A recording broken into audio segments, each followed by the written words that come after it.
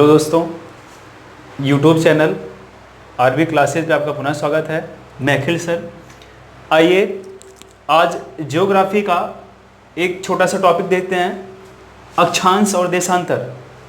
ये दो टॉपिक अगर हमने समझ लिया तो हमें किसी भी देश की स्थिति, समय, तिथि की जानकारी आसानी से प्राप्त हो जाती है।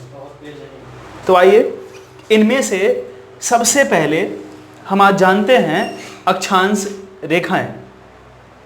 अक्षांश रेखाओं की बात की जाए तो जैसा कि आपको पता होगा कि जगह जगह जलवायु परिवर्तन देखा जाता है। इन्हीं जलवायु परिवर्तन को निश्चित करने के लिए, इन्हीं की जानकारी प्राप्त करने के लिए अक्षांश रेखाएं खींची गई और ये अक्षांश रेखाएं काल्पनिक रेखाएं होती हैं। अगर हम इसको एक ग्लोब पर समझें, जैसा कि देखिए, सपोज दैट ये हमारा ग्लोब है।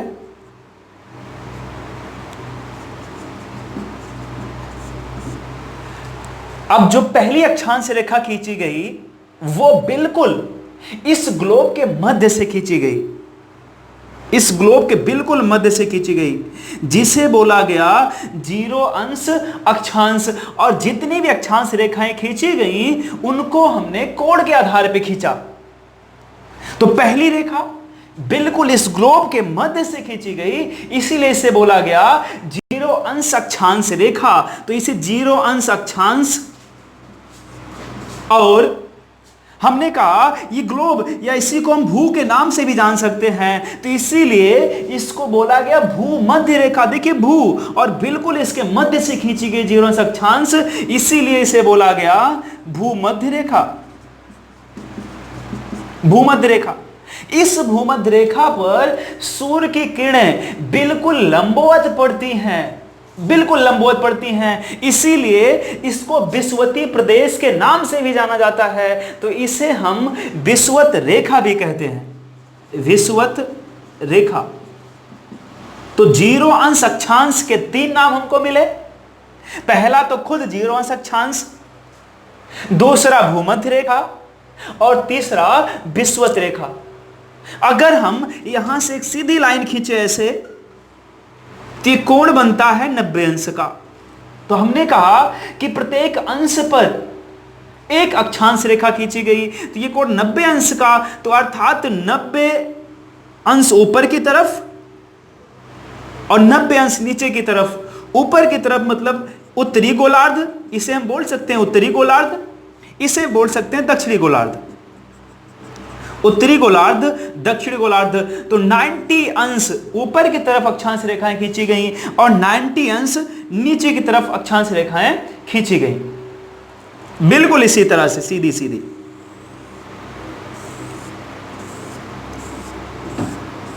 अब अगर हमसे पूछा जाए कि इनमें से सबसे लंबी अक्षांश रेखा कौन सी है, तो 0 अंश अक्षांश सबसे लंबी होती है। और पूछा जाए कि सबसे छोटी अक्षांश रेखा कौन सी होती है, तो सबसे छोटी होती है 90 अंश अक्षांश।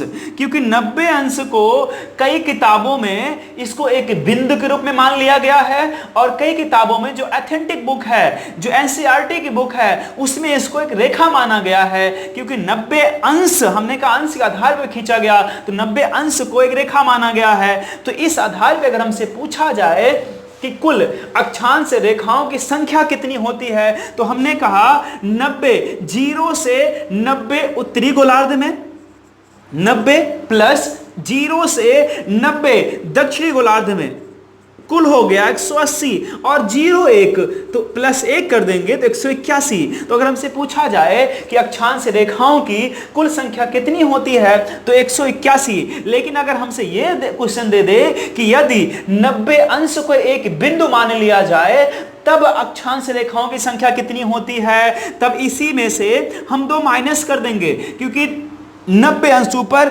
90 अंश नीचे, तो 2 माइनस कर देंगे, तो जो बचेगा वही हमारा हो जाता है, अर्थात 179। ये हमारा हो जाता है कि जब 90 को हम एक बिंदु के रूप मानते हैं तब। तब 179। लेकिन जब सीधे सीधे क्वेश्चन पूछे कि अक्षांश रेखाओं की कुल संख्या कितनी होती है, तो कितनी होती है? 181 होती है। अब यहां से कुछ इंपॉर्टेंट क्वेश्चन हमसे पूछे जाते हैं भारत की स्थिति को लेकर। तो भारत हमारा उत्तरी गोलार्ध, किस गोलार्ध में है? उत्तरी पूर्वी गोलार्ध में है। तो भारत हमारा उत्तरी गोलार्ध में है। तो यहां से क्वेश्चन हमसे पूछा जाता है 23.5 अंश उत्तरी गोलार्ध को बोलते हैं कर्क रेखा, 23.5 अंश दक्षिणी गोलार्ध को बोलते हैं मकर रेखा। अब देखिए हमको यहां पर 3 प्रमुख रेखाएं मिली। पहली कौन सी? भूमध्य रेखा मिली, दूसरी मिली कर्क रेखा, तीसरी मिली मकर रेखा। अगर हमसे देश की स्थिति के बारे में पूछे कि कर्क रेखा पर कौन कौन से देश हैं, तो कर्क रेखा पर उत्तरी अमेरिका का मैक्सिको और एशिया महाद्वीप का भारत, बांग्लादेश, चीन, म्यांमार। ये कई बार क्वेश्चन पूछा गया है कि इनमें से एशिया का कौन सा ऐसा देश है जो कर्क रेखा पर स्थित है, तो उनमें से एक दे देगा चारों में से। या क्वेश्चन को थोड़ा सा बदल देता है कि इनमें से ऐसा कौन सा देश है जो कर्क रेखा पर नहीं स्थित है, तो इनमें से एक रहेगा और 3 रहेगा, एक नहीं रहेगा। अगला हमसे पूछा जाए कि भूमध्य रेखा पर कौन कौन सा देश है, तो भूमध्य रेखा पर कोलंबिया, ब्राजील, ये दोनों देश दक्षिणी अमेरिका के हैं। Colombia, Brazil. इधर मालदीव जो कि भारत का पड़ोसी देश है, इंडोनेशिया भी भारत के नीचे है, तो एशिया के दोनों देश हैं। तो कोलंबिया, ब्राजील, मालदीव, इंडोनेशिया, ये भूमध्य रेखा पर स्थित देश हैं। मकर रेखा पर स्थित देश कौन कौन से हैं? चिली, अर्जेंटीना, ब्राजील, ये तीनों देश दक्षिण अमेरिका के हैं। नामीबिया, दक्षिण अफ्रीका, अफ्रीका महाद्वीप के हैं। मेडागास्कर बिल्कुल अफ्रीका से लगा हुआ, ये ऑस्ट्रेलिया। तो कर्क रेखा पर मैक्सिको, भारत, बांग्लादेश, चीन, म्यांमार, बिल्कुल रटा होना चाहिए। भूमध्य रेखा पर कोलंबिया, ब्राजील, मालदीव और इंडोनेशिया। मकर रेखा पर चिली, अर्जेंटीना, ब्राजील, नामीबिया, दक्षिण अफ्रीका, मेडागास्कर और ऑस्ट्रेलिया। अब भारत के संबंध में हमसे क्वेश्चन पूछता है कि ऐसी कौन सी रेखा है, ऐसी कौन सी अक्षांश रेखा है जो बिल्कुल भारत के मध्य से होकर जाती है, तो कर्क रेखा बिल्कुल भारत के मध्य से होकर जाती है। अब यहां से अगला क्वेश्चन पूछता है कि कर्क रेखा पर भारत के कितने राज्य स्थित हैं, तो कर्क रेखा पर भारत के 8 राज्य स्थित हैं। एक छोटी सी ट्रिक है जो कि लगभग सभी बच्चों को पता होगा कि ट्रिक है कौन सी। ट्रिक है कर्क रेखा पर स्थित देश के लिए, ट्रिक है गमछा झार मित्र पर। गमछा झार मित्र पर हमने कहा कि कर्क रेखा पर स्थित देश कौन कौन, राज्य कौन कौन से हैं भारत के, तो 8 राज्य हैं जो कि कर्क रेखा पर स्थित हैं। कौन कौन से देखिएगा? गा से गुजरात, मा से मध्य प्रदेश, छा से छत्तीसगढ़, झार से झारखंड, मी से मिजोरम, मित्र है ना भैया, तो मी से मिजोरम, त्रा से त्रिपुरा, त्रा से त्रिपुरा, पा से पश्चिम बंगाल, रा से राजस्थान। फिर से देखिएगा, बिल्कुल याद होना चाहिए कि भारत के कितने राज्य हैं जो कि कर्क रेखा पर हैं, तो हमने कहा 8 राज्य हैं। उसके लिए ट्रिक है, बिल्कुल नहीं रटना है, आपको याद हो जाएगा। गमछा झार मित्र पर, गा से गुजरात, मा से मध्य प्रदेश, छा से छत्तीसगढ़, झार से झारखंड, मी से मिजोरम, त्रा से त्रिपुरा, पा से पश्चिम बंगाल, रा से राजस्थान। ये 8 राज्य जो कर्क रेखा पर हैं। अब हमसे पूछेगा अगला क्वेश्चन यहीं से कि कर्क रेखा को भारत की ऐसी कौन सी नदी है जो कर्क रेखा को 2 बार काटती है, तो उस नदी का नाम है माही। माही नदी कर्क रेखा को 2 बार काटती है। आइए थोड़ा सा और जानते, नदियों की बात की जा रही है। अगर हमसे पूछे कि मकर रेखा को कौन सी नदी 2 बार काटती है, तो मकर रेखा को अफ्रीका में, दक्षिण अफ्रीका में बहने वाली नदी लिम्पोपो, दक्षिण अफ्रीका में बहने वाली नदी लिम्पोपो मकर रेखा को 2 बार काटती है। अगला क्वेश्चन यही से पूछे कि भूमध्य रेखा, विषुवत रेखा या 0 अंश अक्षांश को कौन सी नदी 2 बार काटती है, तो ये भी अफ्रीका महाद्वीप में बहती है। नदी का नाम है कांगो, कांगो। और एक नदी है जायरे। ये दोनों भूमध्य रेखा को 2 बार काटती हैं। तो कर्क रेखा को 2 बार काटने वाली नदी माही, मकर रेखा को लिम्पोपो, भूमध्य रेखा को कांगो जायरे। अब अगला क्वेश्चन हमसे पूछेगा अक्षांश रेखाओं से कि अक्षांश रेखाएं, ये तीनों अक्षांश रेखाएं किस महाद्वीप से होकर गुजरती हैं। तो 7 महाद्वीप में सिर्फ एक ही महाद्वीप ऐसा है जहां से ये तीनों अक्षांश रेखाएं गुजरती हैं। उस महाद्वीप का नाम है अफ्रीका महाद्वीप। अफ्रीका महाद्वीप से ये तीनों रेखाएं गुजरती हैं, अर्थात कर्क रेखा भी गुजरेगी, भूमध्य रेखा भी गुजरेगी और मकर रेखा भी गुजरती है। अगला क्वेश्चन यहां से हमसे पूछता है, अगला क्वेश्चन पूछेगा कि एक अक्षांश से दूसरे अक्षांश के बीच की दूरी कितनी होती है। एक अक्षांश से दूसरे अक्षांश के बीच की दूरी कितनी होती है। तो आइए हम उसको जानते हैं। एक अक्षांश से दूसरे अक्षांश के बीच की दूरी लगभग 111 किलोमीटर होती है और ये सभी अक्षांश रेखाओं के बीच समान होती है। ध्यान रखिएगा, अगर हमसे पूछा जाए कि इनमें से कौन सी रेखा समान होती है, तो अक्षांश रेखाएं समान होती हैं, जबकि ये देशांतर रेखाएं समान नहीं होती हैं। तो हमने कहा कि एक अक्षांश से दूसरे अक्षांश के बीच की दूरी कितनी होती है, तो लगभग 111 किलोमीटर होती है।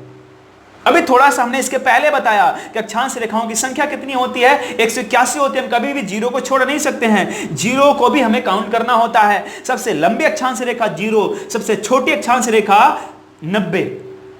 लेकिन अगर हमसे पूछा जाए 90 अंश को, जो ये हम 90 अंश देख रहे हैं उत्तरी और दक्षिणी गोलार्ध में, इन्हें और किस नाम से जाना जाता है, तो इन्हें हम उत्तरी ध्रुव और इन्हें हम दक्षिणी ध्रुव के नाम से भी जान सकते हैं।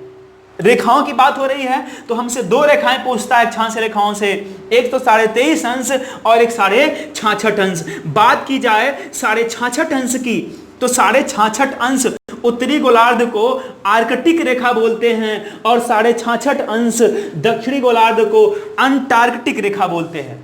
तो 66.5 अंश दक्षिणी गोलार्ध को अंटार्कटिक रेखा और 66.5 अंश उत्तरी गोलार्ध को आर्कटिक के नाम से भी जाना जाता है।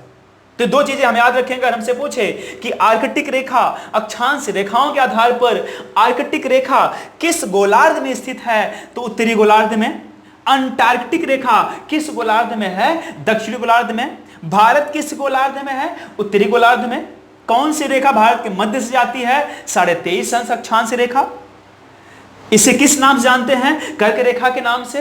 भारत के कितने राज्य इस रेखा पर स्थित हैं, 8 राज्य इस रेखा पर स्थित हैं। तो इतने कुछ इंपॉर्टेंट क्वेश्चन होते हैं यहां से अक्षांश रेखाओं से, जो हमसे लगभग पूछे जाते हैं। अगर हमसे पूछा जाए कि अक्षांश रेखाएं किस आधार पर खींची गई, तो अक्षांश रेखाएं कोण या अंश के आधार पर खींची गई। तो इसीलिए देखिए 90 ऊपर 90 नीचे एक 0, 181 होती है। लेकिन अगर इसको एक बिंदु मान लिया जाए तो 179 होती है।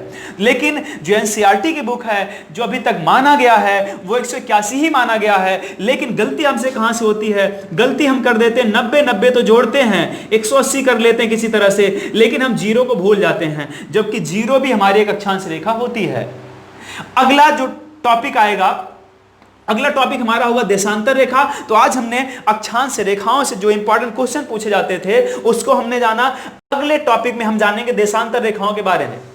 देशांतर रेखाएं वो रेखाएं होती हैं जिनको हम समय की जानकारी के लिए खींचते हैं। तो अगले वीडियो में आपको मिलेगा देशांतर रेखाएं। यहां पे अपने पूरा अक्षांश रेखा जाना अच्छे से, बिल्कुल रट लेना है, नहीं भूलना है।